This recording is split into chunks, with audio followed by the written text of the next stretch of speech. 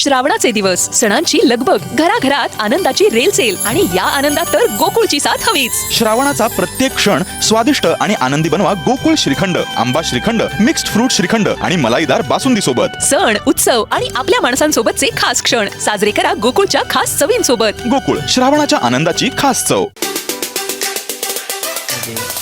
सहाय्यक कृषी अधिकारी याने एक सरकारच्या विरोधात एक स्टेटस ठेवल्यामुळे त्याच्याविरुद्ध नाराजीचे सुरू उमटत त्याच्या निषेधाचा ठराव घेत त्याच्यावर कारवाईचे संकेत देण्यात आले. तशी मागणी देखील सर्व सदस्यांनी एकमुखाने केलेली आहे. आपल्यासोबत ओगलेची काय सांगाल? मला कळल्याची माहिती आहे आज येता मला वाटतं लिंगराळ त्या भागात लिंगराळ कोटकामता असेल किंवा तो पंचकृषी असेल तिथे जी कृषी आहे की त्यांनी आपल्या स्टेटसवर सरकारच्या विरोधात असे स्टेटस काही ठेवलेले आहेत. ती वस्तुस्थिती आहे. आणि हे जर असं असेल तर ज्या शासकीय सेवेत आपण काम करतो त्या नोकरांनी शासनाच्या विरोधी अशा प्रकारचं वर्तन करणं हे त्यांच्या सेवाश्रतीमध्ये बसत नाही, वस्तुस्थिती आहे. आणि ह्याचा परिणाम शासनाच्या कृषी योजनांवर नक्कीपणे होईल.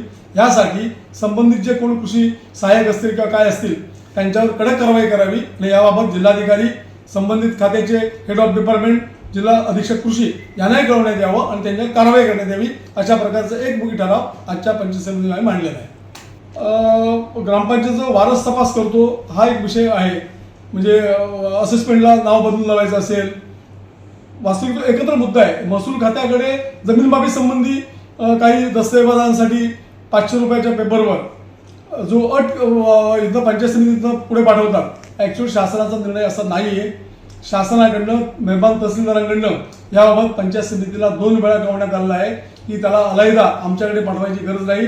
ग्रामपंचायत पातळीवरच त्याचं प्रतिज्ञापत्र घेऊन साध्या ह्याच्यावर तो विषय संपून टाकावा आणि कुठल्याही परिस्थितीत त्या ग्राहकाला, त्या घरधारकाला किंवा त्या संबंधित इस्माला कुठल्याही प्रकारचा भुर्दंड पडू नये अशा प्रकारचा निर्णय हा महाराष्ट्र सरकारच्या महसूल विभागान आणि क्रांतिकारी निर्णय अशा प्रकारचा घेतलेला आहे. गोरगरिबांकडून शासकीय अधिकारी काही कामाच्या निमित्ताने पैशाची मागणी करतात असे देखील आरोप करतात. यावरच आज तुम्ही पंचायत समिती सभेत यावरच मुद्दा प्रखरपणे मांडलात. काय सांगाल?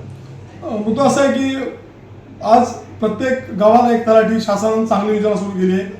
पूर्वी 2-2, 4-4 गावाला एक तलाठी असायचा. हा एक मुद्दा. दुसरा मुद्दा असा आहे की वारस तपास असेल, हक्क सोडपात्राच्या नोंदी असतील किंवा जमिनीच्या नवीन खरेदी विक्रीचे व्यवहार असतील, ह्या बाबतीत जे तलाठ्यांनी काम करायचे त्याला मंजूर द्यायची, नोंद घातल्यानंतर सरकारने मंजूर घालायचे. वारस तपासा कायद्यान तलाठ्यांनी करून घ्यावायचा आहे.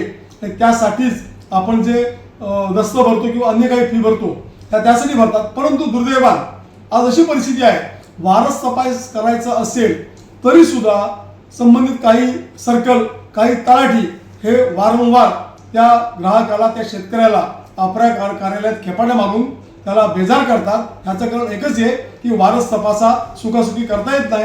ह्याच्या मागे काहीतरी आर्थिक गणित दडलेलं आहे असं मला वाटतं.